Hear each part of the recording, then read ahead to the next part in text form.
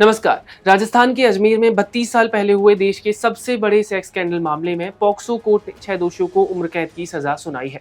इस केस में शामिल दोषियों ने 200 से ज्यादा लड़कियों के साथ रेप किया था। केस है साल 1952 का, जब 200 से ज्यादा कॉलेज की लड़कियों के साथ ब्लैकमेल कर उनके साथ रेप किया गया। केस की शुरुआत होती है फारूक चिश्ती और सोफिया गर्ल्स कॉलेज की एक लड़की से, जो फारूक की दोस्त हुआ करती थी।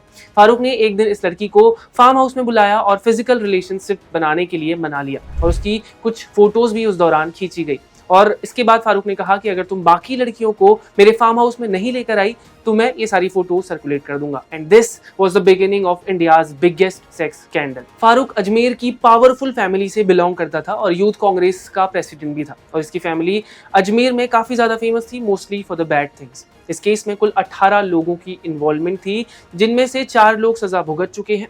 पहले इन चारों को उम्र कैद की सजा हुई थी और फिर सुप्रीम कोर्ट ने इन चारों की सजा को कम कर 10 साल तक कर दिया था। इसके अलावा 4 लोगों को हाई कोर्ट ने बरी किया था और एक ने 30 साल पहले ही सुसाइड कर लिया था। इसके अलावा 9वें आरोपी जिससे ये सारे केस की शुरुआत हुई थी, यानी फारूक चिश्ती, उसको लोअर कोर्ट ने साल 2007 में पहले उम्र कैद की सजा सुनाई थी और साल 2013 में उसे भुगती हुई सजा पर हाई कोर्ट ने रिहा कर दिया था। कोर्ट ने अब 6 और दोषियों को उम्र कैद की सजा सुनाई है। इस केस में इतनी सारी फोटोज लेकर लड़कियों को सिलसिलेवार तरीके से ब्लैकमेल किया गया और एक के बाद एक ही कॉलेज की लड़कियों के साथ रेप किया गया।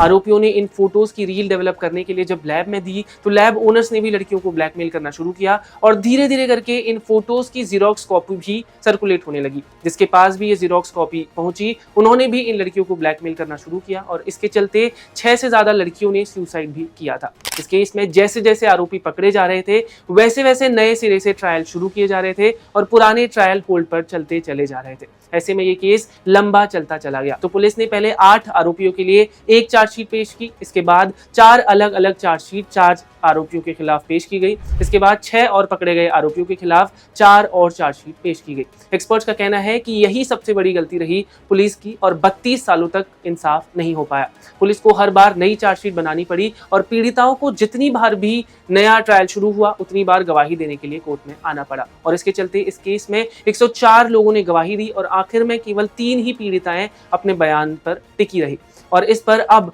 कोर्ट ने 208 पेज का जजमेंट सुनाया है।